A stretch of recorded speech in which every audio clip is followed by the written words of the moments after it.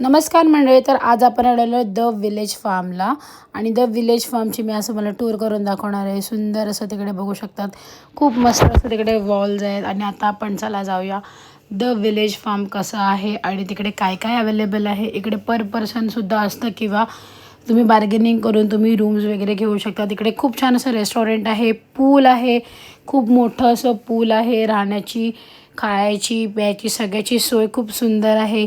किड सेक्शनमध्ये तुम्हाला गार्डनसुद्धा मस्त दिलेलं आहे, जिकडे आपले छोटे छोटे बाबू वगैरे सगळे खेळू शकतात. आणि त्याच्यानंतर इकडे राहण्याची मस्त आणि उत्तम अशी सोय आहे, ज्याच्यामध्ये आम्हीही राहिलो होतो, तुम्हीही राहू शकता. तर चला बघूया की राहण्याची सोय इकडे कशी आहे.